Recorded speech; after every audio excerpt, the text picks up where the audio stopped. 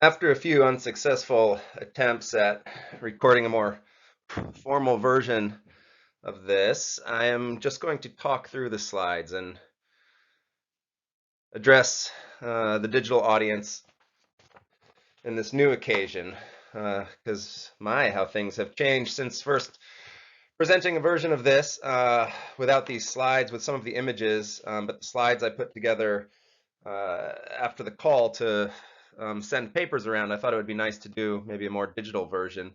This wasn't ever really a formal paper. It was an occasion just to talk to the roundtable, to get together and think about Whitman, teaching Whitman in the 21st century. And now that even the very practice of teaching is, I don't want to say threatened, but certainly disrupted right now, very much in my own understanding of what it means to educate and what my own convictions are in terms of the future of pedagogy. I've actually decided to take a step back from teaching as a result of all of this, with all of the classes moving online.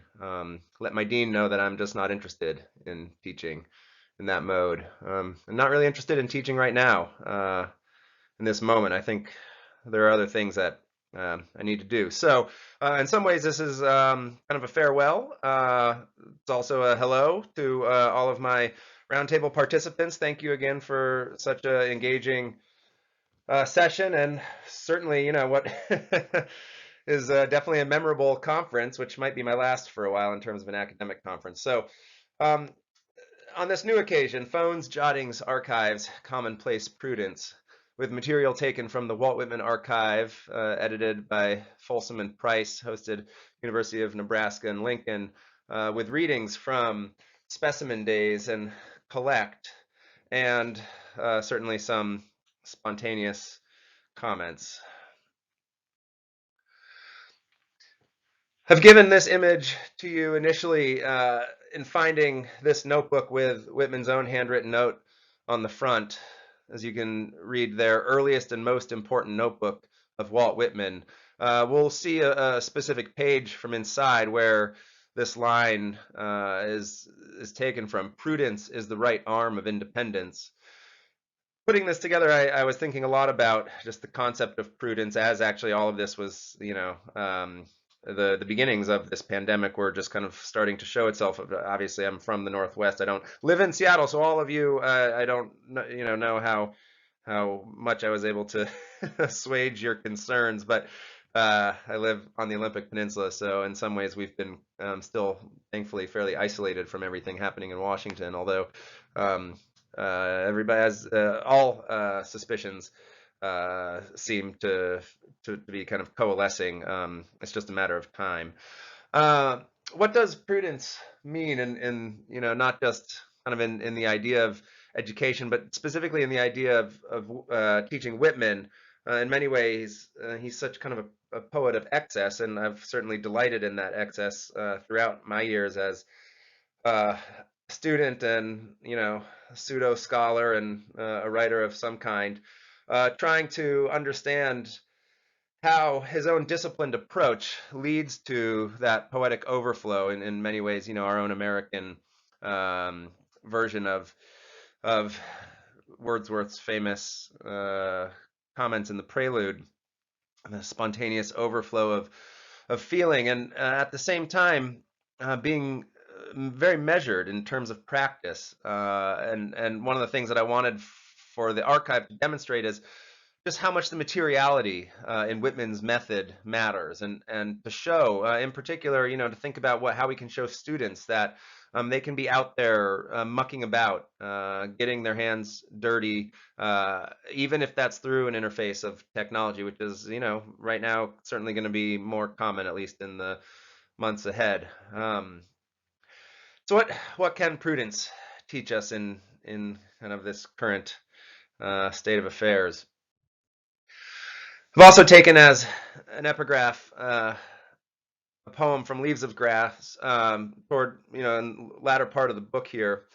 I'm not going to get into the textual history, as a lot of people commented in the panel.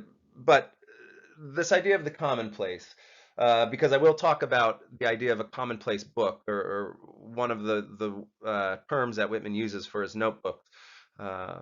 This concept has been very important to me for a number of years now, and I continue to think about what it means to reclaim the commons. I mean, not just in the classic philosophical sense, but also to kind of reclaim the commons in a more contemporary and poetic sense. The commonplace I sing. How cheap is health, how cheap nobility. Abstinence, no falsehood, no gluttony, lust. The open air I sing, freedom, toleration. Take here the mainest lesson, less from books, less from the schools. The common day and night, the common earth and waters. Your farm, your work, trade, occupation. The democratic wisdom underneath, like solid ground for all. Well, as I was leaving the Olympic Peninsula and headed to the airport, I snapped. Well, I snapped a couple of photos of Rainier from the ferry, but the light wasn't great, and so I wanted to show what's known as a cap cloud or a lenticular cloud. You can see it there. This is, of course, from the plane, better view. Um, this was the on my flight out from Seattle to Boston. You can see that lenticular cloud. It's a very common kind of beloved atmospheric condition in the north, in the Puget Sound, when this cloud forms over the top of Mount Rainier. And so I was reading a bit into it, and this idea of the lenticular cloud does kind of have a certain atmospheric prophecy to it. It tends to mean that rain is coming, and so. In thinking about what we're observing or what we're encouraging our students to look for, and to just encourage them to look and record and to keep that observant eye that we can take from Whitman as much as possible, especially as we begin to close ourselves up. Just seems more and more significant. What can we learn from a mountain cloud? And I've been also very influenced in a lot of work that I've been doing in indigenous studies to think of the mountain not as a thing or an object, but really as a presence. For those that don't know, Mount Rainier is the settler name for Tahoma, which was the Nisqually name. So you'll hear some references to that. What might be prudent would be to stay home, keeping 6 feet away from fellowship. But as so many times before, Mount Rainier calls me across the sound, keeping sentinel as we declare states of emergency. Tahoma's cap cloud, a lenticular cloud, hovers atop. Someone has a story to tell. Whitman was way ahead of the selfie. Look at this angel-headed hipster, so self-conscious of his image as a young man. And Whitman worried his hipster pic was sending the wrong message. As he wrote, the worst thing about this is that I looked so damn flamboyant, as if I was hurling bolts at somebody, full of mad oaths, saying defiantly, to hell with you. This particular engraving uh, was from a daguerreotype. The original has been lost, but the engraving, I'm sure many of you have seen this. Of course, it was used in a number of editions of Whitman texts. Uh, but the engraving from Samuel Holyer made quite a stir, and some of Whitman's friends really loved it, and some were not so thrilled about it. And it clearly, I think, allowed Whitman to understand that the power of the self-image was something that was going to continue to play, kind of an increasing role in our understanding of self and our understanding of who we are in relation to those that we meet, and also the natural world, and also the world that we define it, whether politically, economically, through times like war, through times like sickness or health. How that self-reflection in terms of the image specifically would be very significant. And this became an obsession all the way through his maturity. And if you go to the Whitman archive, one of my favorite things is to just look through the photos, and I've actually used these photos. I've sent them to people curious about Whitman. I've used them when just trying to fill out, kind of an idea of who the poet was, because he was very kind of captured, quote unquote, in that sense. And we we think about our own students and how frequently, how really without much, uh, you know, thought or anticipation even of kind of what the response will be. I mean, one of the things that a friend of mine who's an actress, in fact, a professional actress in New York, one of the things she said was she can't believe she couldn't believe kind of the ease at which teenagers just post photos of themselves. She said she would have been terrified at the response, and when she was in high school, and that got us talking. In some sense, uh, they've pushed through in some, and at the same time, there is great anxiety, and so there's there's a strange interchange there where uh, for many, there is that need for self-affirmation, but there's also kind of uh, a disregard for self-affirmation. I mean, there's so much less of even though they're kind of hypercritical of the lighting, and you hear that references in all kinds of contemporary thoughts or songs. I was thinking or media. Thinking of uh, oh geez. Well, the famous song where, thinking about the bomb lighting. Um, anyhow, Whitman was also kind of ahead of the curve in this sense, and you can see it stretched all the way through maturity. Here he is with the famous butterfly on his finger, and this was a very dead butterfly, um, placed artificially, or like a preserved butterfly that he just placed on his hand, um, as if he was kind of calling nature to him. For someone, a man, not a mountain, so concerned with appearance, there was so much soul in his observant eye. Aristotle thought our vision met the object of appearance halfway, and in that sensational exchange, the potential of sight became active. Whitman looked at the world this way. He didn't just see a tree, he saw an exercise partner.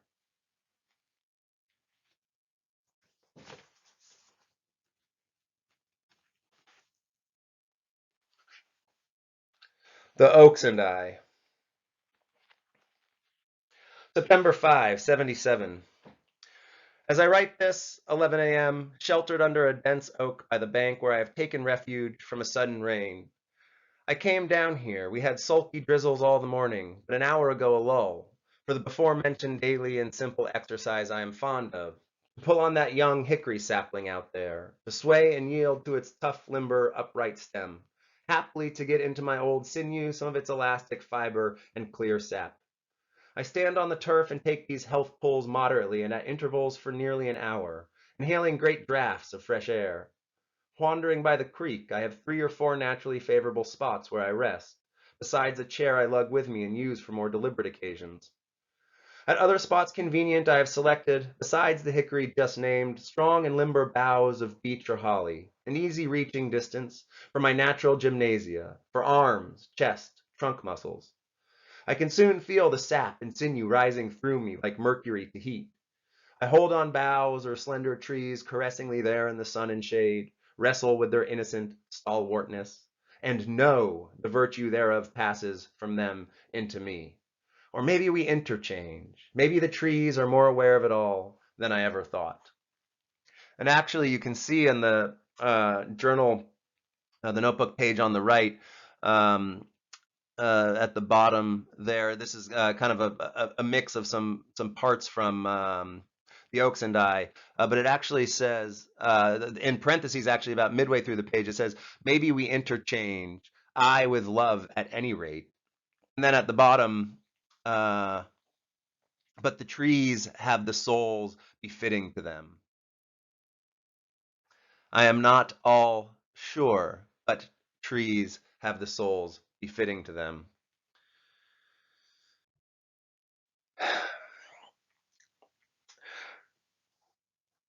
I settled into storytelling as a way of teaching composition and wish to show my students their phones can be the commonplace books of the 21st century. Whitman collected his desiderata in gatherings of many forms, too many to display here today. Most bindings seem to be sewn and most pages lined, but not always. Specimen Days and Collect begins with a delightful double note on Whitman's notebook methodology. This is from the very beginning. A happy hour's command. Down in the woods, July 2nd, 1882. If I do it at all, I must delay no longer. Incongruous and full of skips and jumps as is that huddle of diary jottings, war memoranda of 1862 to 65, nature notes of 1877 to 81, with Western and Canadian observations afterward, all bundled up and tied by a big string. The resolution and indeed mandate comes to me this day, this hour. And what a day, what an hour just passing. The luxury of rient grass and blowing breeze, with all the shows of sun and sky and perfect temperature. Never before so filling me, body and soul. Or to go home, untie the bundle, reel out diary scraps and memoranda just as they are, large or small, one after another, into print pages. And here we have this doubled note, a little bit of the excerpt there for you. And in particular, I've highlighted the lines "soiled and creased livre sans," which I just think is such a powerful image. And of course, here you have an example. This is not one of those notebooks fastened with a pin. You can see this one tied with a string, but this is from the war years. This is from his hospital years. And you can see the blood blotch on the pages. Uh, a soiled and creased livre sans. Kind of fitting to that idea of the hurriedly written, the messy method, and yet diligent, and I would argue disciplined, and that those two things need not be at odds. So one after another into print pages, then the second note continues, and let the melange lackings and wants of connection take care of themselves. It will illustrate one phase of humanity anyhow. How few of life's days and hours, and they not by relative value or proportion, but by chance, are ever noted. Probably another point too, how we give long preparations for some object, planning and delving and fashioning, and then, when the actual hour for doing arrives, find ourselves still quite unprepared and tumble the thing together, letting hurry and crudeness tell the story better than fine work.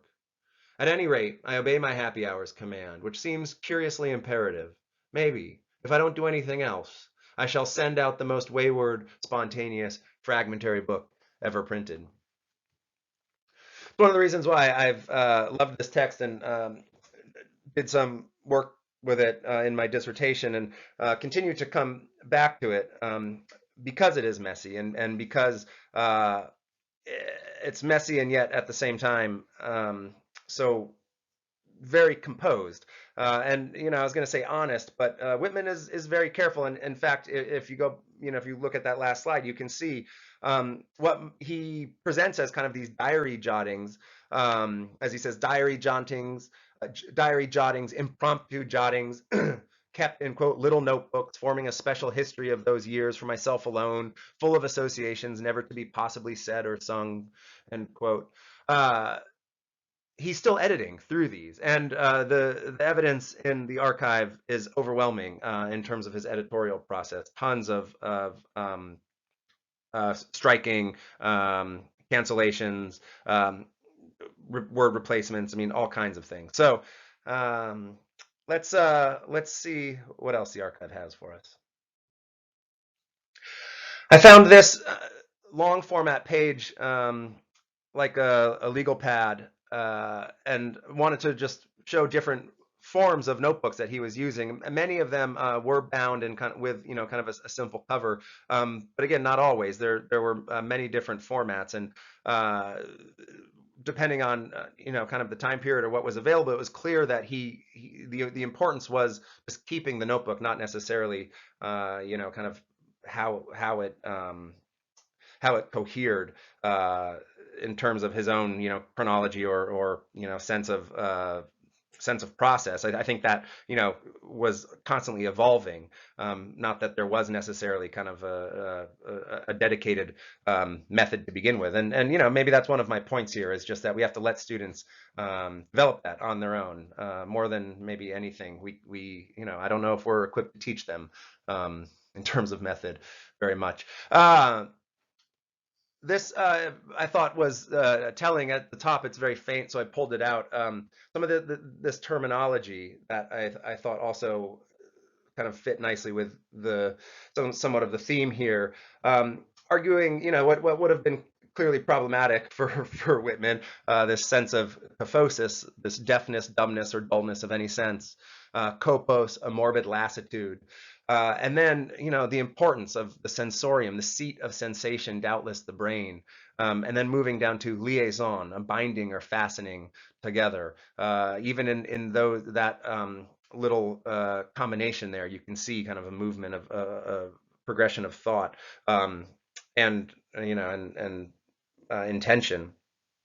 Um, of course, one of the things that scholars like to do when you have an archive is to, as I like to say, pin the tail on the poem, which is to say find material. And the archive is actually, the Whitman archive is good about this. They make reference, and there's a lot of editorial and um, effort and activity to, of course, track things from the notebooks to where they appeared in poems, which I call pin the tail on the poem. But I prefer to show students how sloppy the process can be and how joyful it is to find a little taste of something special in what can otherwise feel like a formal dining room wherein you don't have a seat at the table.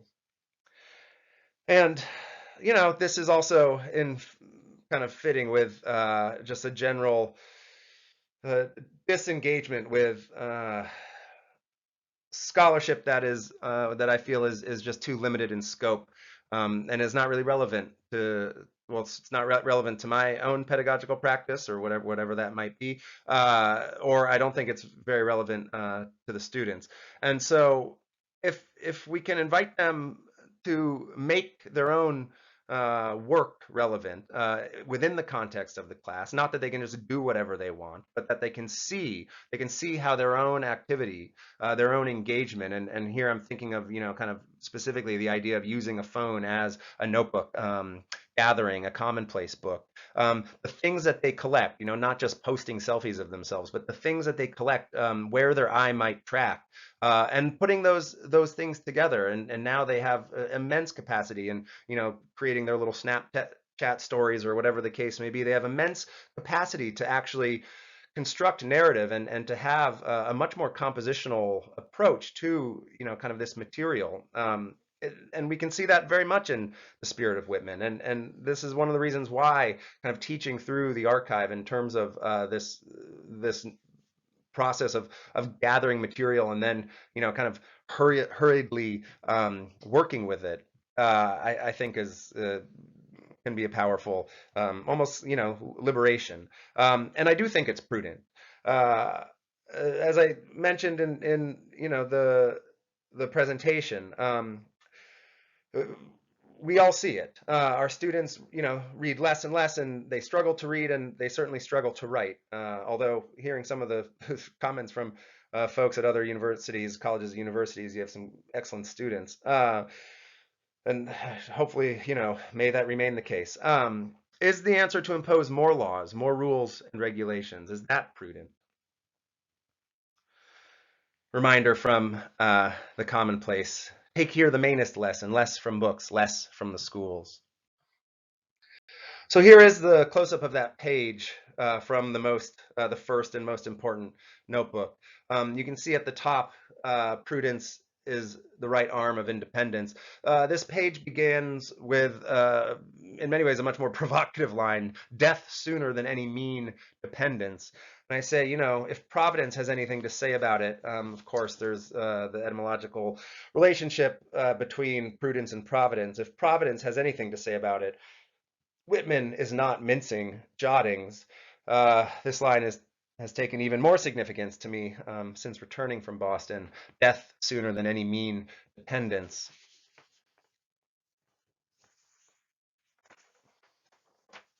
So let them use their phones to discover new applications, not just new apps, using the technology to enhance their observations. Help them to see what can be discovered if we read outside of the usual and accustomed places, as potent and powerful as they continue to be. So this is certainly not an argument not to teach the classics or to teach the canon, but just to say, and not even to teach the margins, but just to say, what can you observe using that material, and how do we value the observations from that process of not just kind of, holding to the text and wrapping ourselves tightly around it. Although I do appreciate some of those more erotic, and intimate comments made about the relationship, of physical text and the physical book and the act of reading. I think that is very substantial and also can be a powerful lesson to our students. But how do they participate in that? Not just holding the book, but also contributing to it through their observations and through their activities as readers. Well,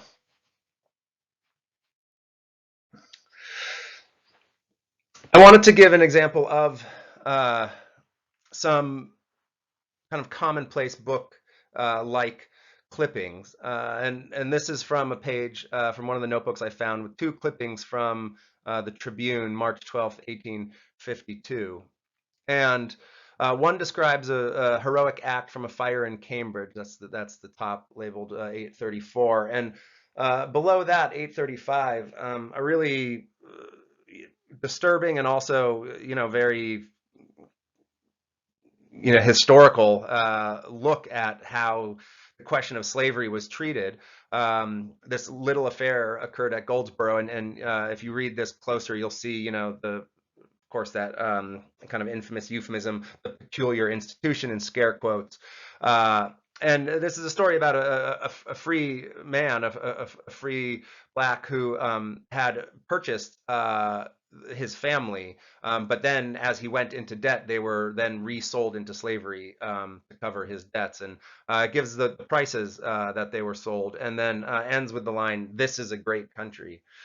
Uh, just Whitman's attention to clips like this also shows you the way that his mind was putting things together, coming back and thinking about that kind of the livre raison. I mean, excuse me, the liaison of livre raison, perhaps. How those combinations impacted the poet and the poetic imagination, even when those were difficult. And here you have, the kind of the hero and the slave, um, combined together. Of course, Whitman's ideas on suffrage, universal suffrage, were complicated and democratic vistas. There's sometimes some not easy things to read in terms of, kind of how much he believed that blacks should have the right to vote. And certainly there's still lots of controversy in terms of Whitman on race. And the archive actually does a good job of bringing readers to some of those controversies. And um, I hope that,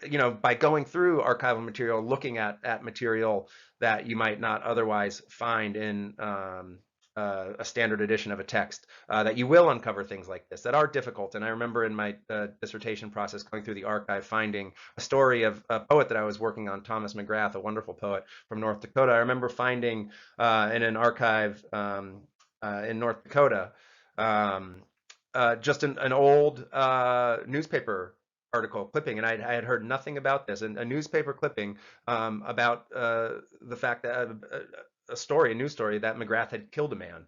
And then, of course, I researched this and then got the whole story. It was an act of basically of self-defense, although more complicated. Uh, but I had no idea. And of course, that just absolutely kind of changed the way that I was looking at the archive and what might be there, and how we encounter material that doesn't necessarily fit neatly into our agenda, or kind of into our prescriptive mode of research, and certainly doesn't always help, in that kind of pin the tail on the poem um, strategy.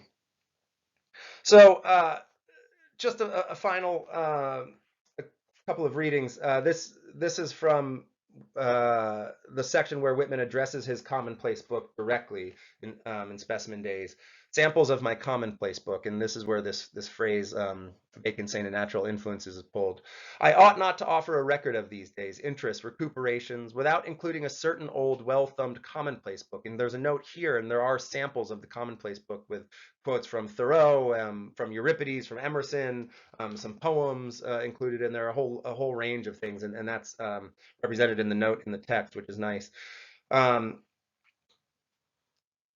I ought not to offer a record of these days' interests, recuperations, without including a certain old, well-thumbed commonplace book, filled with favorite excerpts I carried in my pocket for 3 summers and absorbed over and over again when the mood invited.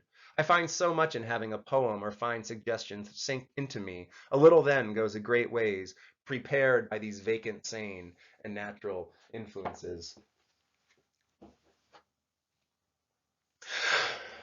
May we nudge our students toward these very same vacant, sane, and natural influences. Let them find the foolhardy, flamboyant ego. Let them learn the true measure of independence through an exercise of rights, both unalienable and atmospheric. Rights that belong to the canon as much as they do to the cloudless skies. And lastly, returning to our straw-colored and other psyches,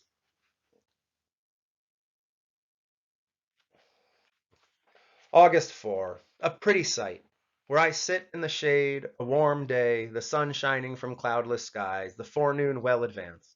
I look over a 10-acre field of luxuriant clover hay, the second crop, the livid ripe red blossoms and dabs of August brown thickly spotting the prevailing dark green. Over all flutter myriads of light yellow butterflies, mostly skimming along the surface, dipping and oscillating, giving a curious animation to the scene. The beautiful spiritual insects, straw-colored psyches. Occasionally one of them leaves his mates and mounts, perhaps spirally, perhaps in a straight line in the air, fluttering up, up, till literally out of sight. In the lane, as I came along just now, I noticed one spot, 10 feet square or so, where more than 100 had collected, holding a revel, a gyration dance, or butterfly good time, winding and circling, down and across, but always keeping within the limits. The little creatures have come out all of a sudden the last few days and are now very plentiful. As I sit outdoors or walk, I hardly look around without somewhere seeing two, always two, fluttering through the air in amorous dalliance. Then their inimitable color, their fragility, peculiar motion, and that strange frequent way of one leaving the crowd and mounting up, up in the free ether, and apparently never returning. As I look over the field, these yellow wings everywhere mildly sparkling, many snowy blossoms of the wild carrot gracefully bending on their tall and taper stems. Wow for sounds, the distant guttural screech of a flock of guinea hens comes shrilly, yet somehow musically, to my ears. And now a faint growl of heat thunder in the north, and ever the low rising and falling wind purr from the tops of the maples and willows.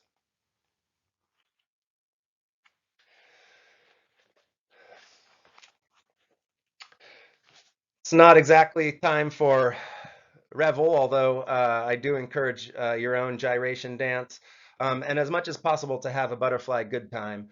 And I think, this final image of these butterflies whirling up, up into the free ether and apparently never returning comes to me at this moment, keeping in mind that sense of prudence. Uh, Prudence as the right arm of independence. And as he says, a gyration dance, a butterfly good time, winding and circling, down and across, but always keeping within the limits. And maybe that's what this final sentiment wants to be, is just a sense that if Whitman advocated for death sooner than any mean dependence, that didn't mean an absolute kind of overthrow of all practice. If anything, his practice was so sure of itself, as it worked through, his obsession with, the image, the self-image, his methods of notebook taking, however kind of fixed or hurried or messy they might have been, and certainly through the process of writing writing those notebooks into printed text is a great example for how we can encourage our students to live fuller lives, and to bring those lives inside the classroom where that work really matters. Wherever that classroom may be or whatever it looks like. I wish you all luck, and I hope everyone has good health and sanity and some vacant, sane moments to come. Thanks very much.